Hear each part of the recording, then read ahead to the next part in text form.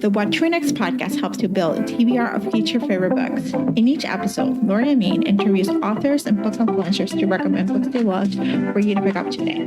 If you're an avid reader, always looking for your next great read, then the show.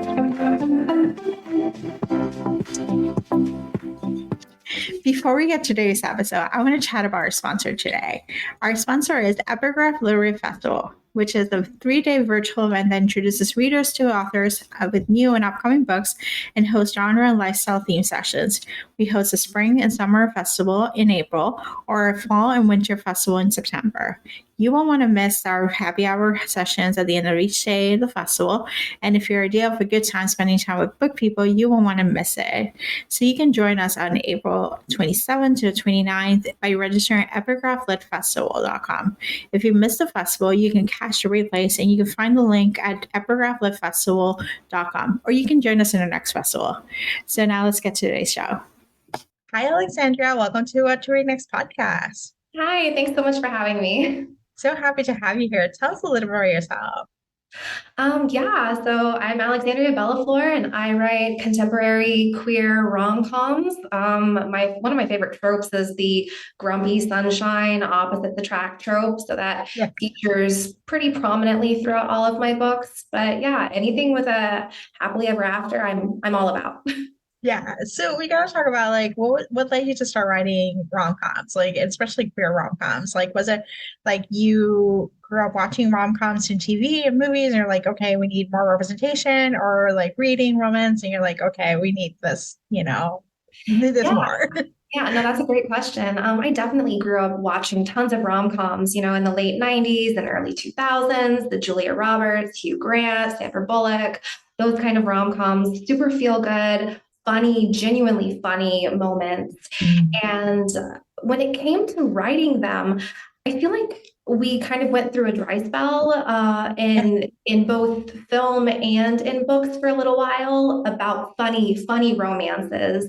We kind of leaned toward like angst and kind of literary romances. And I wanted to bring the funny to my writing.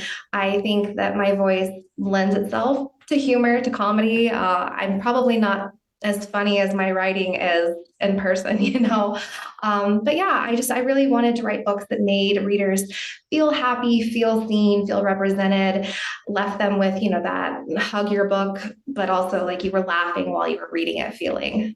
Yeah, I love it. And it just, they're like kind of like a burst of joy, Yeah. So that's like what it does is like, if you're feeling down, like this is a good way to, just escape to a reality where there's like joyful and just like, yeah, there's some angst, there's some like troubles, but the reality is at the end of the day, there's going to be a happily ever after and everyone's going to be okay. Absolutely. Yeah, definitely. Yeah, that burst of feel good. I still believe in, the conflict in a book, but I want the humor to kind of outweigh the angst. Yeah, and I also love like you write queer rom-coms, and I love the fact you talk about queer joy beyond it just coming out. Like just like it's an after effect. It's just like it happens. Like it's not the end of the world or the biggest thing that happens. It's just like this is who I am, and I am meant to have a happily ever after, and I'm meant to have love and as it comes, Absolutely. Yeah. I think that, reality can be bleak enough. We see it in the news. We know what's happening. I'm not, turning a blind eye to current events. So I want my readers to have that safe space and that escape from what's happening, Yeah. Yeah, I think like for me, like it represented it like a sense of like it's part of my identity, like being queer, but at the same time, it's not it gave us a space to just feel the emotions and feel like its potential love is accepting and like it's possible. As opposed to like seeing the trauma, that we're seeing in the news or we're seeing like, like the stuff that's happening, it gives us a space to explore that identity and to explore understanding like what it looks like, for other people. And I think that's what books are helpful. Yeah, that's definitely what I wanted to give readers. So I'm glad that came across. Yeah. So we got to talk about the fiancé farce. What is the elevator pitch? Yeah, so The Fiancé Farce is a sapphic rom-com about a quiet bookseller and a romance novel cover model who agree to a modern-day marriage of convenience. And it all kind of kicks off when the bookseller, Tansy, concocts this fake girlfriend to get her stepfamily off her back. She uses a romance novel cover model as her inspiration for this fake girlfriend, never believing that she's really going to see this woman. But lo and behold, they cross paths at a family wedding, and it turns out the romance novel cover model only moonlights as a model. She's actually the heiress to a newspaper publishing empire, and she needs to get married in order to inherit, the company. And so their lives crash together and sparks fly, and they wind up, actually engaged. And more movie role, and we know it's going to be happily ever after because Absolutely. they're likely to catch feelings and to realize Absolutely. Any oh my kind of god. fake dating, marriage of convenience, they're always like, oh no, this is just for convenience. This is fake. And no, romance is gonna win out. They're gonna catch feelings. I love this. And you're working on a new book like for next year, like it's like another queer rom-com. Can you tell us a little bit about it? Like a little teaser. Yeah, sure. So it's called Truly, Madly, Deeply, and it will be coming out in 2024. It's a queer MF romance. So both the hero and heroine are bi, and it stars a romance author and a divorce attorney who are giving relationship advice on a popular podcast. That's all I can say about that right now. I just turned it in yesterday to my editor. I'm sure plenty will change in revisions, but I'm really in love with that one. Well, you have me a career by couple and podcasting as a podcaster. Awesome. So, Alexandra, what kind of books do you tend to read? Oh, romance exclusively for the most part. Well, okay, I should back that up. I say exclusively. I do sometimes dip my toe into other genres, thrillers, but generally it's romance 99.9% of the time. Normally a little bit more lighthearted, rom-coms. I love reading queer romance. So yeah, I'm reading a lot of the stories that I'm, in the same vein as what I'm writing. It is all good. It is all good to just every so often dip a palate cleanser of a murder book or the husband did it. Yeah, yeah. Sometimes I'm reading like, Gone Girl or something, but that's Yeah. like a fluke. Yeah.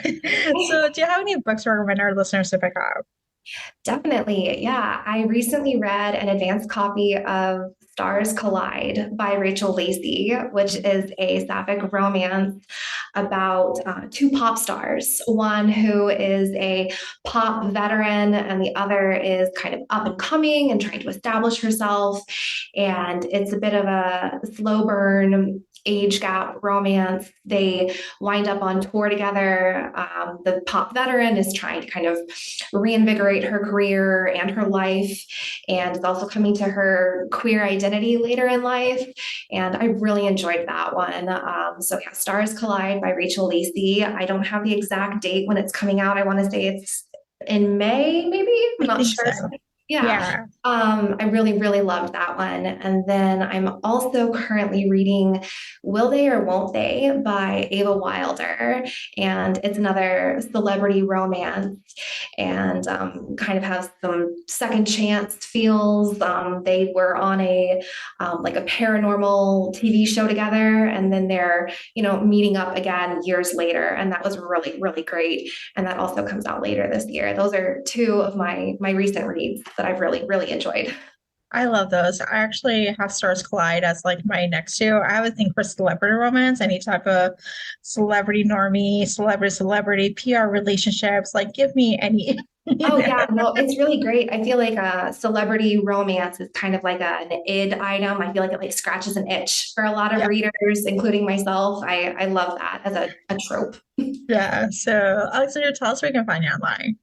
Yeah, you can find me online on Instagram at a.m.bellefleur and Twitter at ambellefleur and on my website, alexandriabellefleur.com.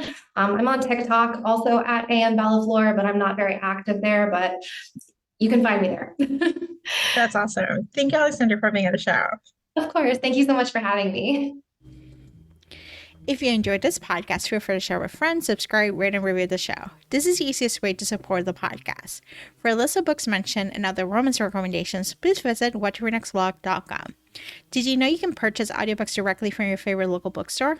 With Libro.fm, you can pick up more than 250,000 audiobooks, including bestsellers and recommendations from real booksellers.